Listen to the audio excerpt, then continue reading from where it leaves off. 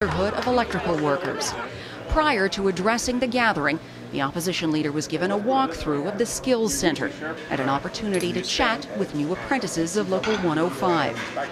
Despite being introduced as Canada's next Prime Minister, Ignatieff says the visit isn't pre-election campaigning, but a chance to recognize a union that's looking to the future. The Harper government has no vision of how we create the economy of tomorrow. And we need to back this kind of investment because this turns lives around. During an earlier interview at the CHCH studios, Ignatieff spoke of Hamilton's economic hardships. In the case of U.S. Steel, the Liberal leader says foreign ownership isn't the problem. He says Canada needs an investment review process. We have to have foreign investment into the country, but the foreign investors have to play by certain rules, and those rules have to be transparent.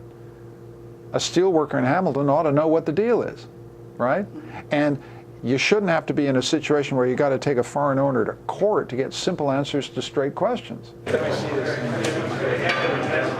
And while speaking with supporters at the IBEW Training Centre, Ignatieff says Stephen Harper isn't protecting Canadians or preparing for the country's economic future. He also says forcing another federal election isn't a decision he can make alone. We've made it clear we can't continue to support the government, and that'll continue to be our position. And then it's for other parties to decide what they're going to do. Never forget, it's the Prime Minister's responsibility to make Parliament work.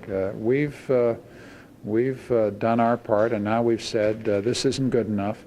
Maria Hayes, CHCH News. Well, Maria Hayes also grilled Ignatieff on how he feels about bringing the Phoenix Coyotes to Copps Coliseum. One thing's very clear: we got to get the Stanley Cup back to Canada. That's where we start. And it's been a long time since we had a Stanley Cup team. Jim Balsillie is a great Canadian patriot. I'll say that. What I admire about Jim Balsillie is that he's got the guts to put his money where his mouth is. And to fight for something he believes in, which is to have a great NHL team. I don't want to be drawn into this. This is a very complicated story between the NHL and the rules and all this kind of stuff. But this is the great Canadian game, and I got to say I've met Mr. Balsillie a couple of times, and he's a force of nature. Let me put it that way. Very determined, very patriotic, very Canadian. Loves the game, plays the game. You gotta be sympathetic to that. I don't want to be drawn any further. And I think I believe in Canadian champions. He's a Canadian champion. But I mean, this is for the NHL and the owners and all that stuff to sort out, and territories and Toronto, Hamilton, all that stuff. I was going to say the rules of competition.